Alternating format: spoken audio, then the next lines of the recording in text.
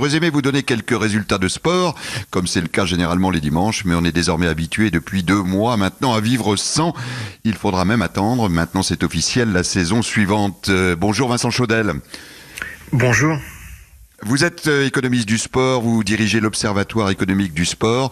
Est-ce que des grands clubs professionnels français vont devoir, question très simple, mettre la clé sous la porte demain, Vincent Chaudel? Alors, des clubs rencontrent aujourd'hui de gros problèmes, d'abord de trésorerie et jusqu'à l'intervention du Premier ministre. Et désormais, ce sont des problèmes financiers, oui, pour certains. De là à dire qu'il y aura des faillites, on ne peut pas le garantir. En revanche, il y a vraiment de grosses difficultés, puisque l'arrêt de la compétition, c'est acté que le football français perd un quart de ses revenus sur l'exercice en cours, c'est-à-dire 400 millions d'euros. Donc oui, évidemment, ça pose un gros problème. Ça pose encore un autre problème, c'est que la France n'est pas toute seule.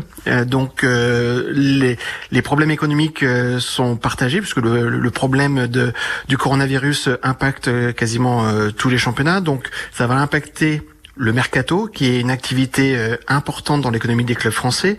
L'année dernière, c'est un excédent de 278 millions d'euros pour le football français, qui, malgré cela, avait perdu 160 millions d'euros. Donc on voit bien que la situation n'est déjà pas florissante au départ. Et puis, ça risque d'être encore aggravé parce que nos voisins vont peut-être reprendre leur compétition alors que nous, on l'a arrêté. Qui fait que la Bundesliga, là, le ministre de l'Intérieur envisage une reprise du championnat d'Allemagne. On l'a appris ce matin, avant la fin du mois de mai, d'ici la fin du mois de mai.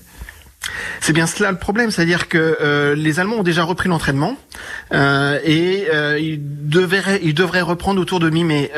C'est-à-dire que là où nous on perd 400 millions d'euros, les Allemands pourraient sauver une partie de leurs droits télé, une partie du marketing, ce qui ferait à peu près quelque chose comme 500 millions d'euros. C'est-à-dire que quand nous on a moins 400, eux pourraient avoir plus 500, c'est-à-dire en gros un écart d'1 milliard. Voilà ce qui est le risque, c'est-à-dire de gros problèmes financiers pour nos clubs et une perte de compétitivité. Ok. Et Vincent Chaudel, si on doit évidemment trouver une forme de parade et comment sortir de cette difficulté, vous diriez quoi ? Alors, cette difficulté, elle provient en partie d'une position très prudente et on peut comprendre tout le contexte, ce qu'évoquait tout à l'heure François Dubé est juste.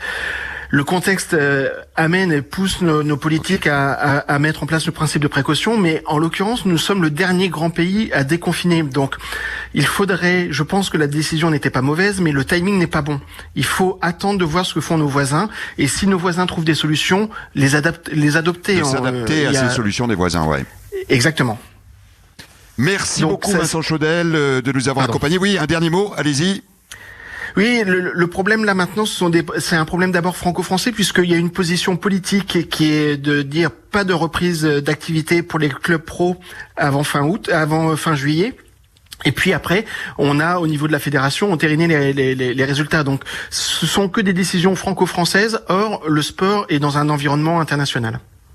Et on a vu que des recours avaient été engagés par un certain nombre de présidents de clubs. On verra notamment par Jean-Michel Aulas, le président de Lyon. On verra dans quelle mesure ils auront gain de cause et comment cela pourrait éventuellement remettre en cause le calendrier français. Merci Vincent Chaudel. Je rappelle que vous dirigez l'Observatoire économique du sport.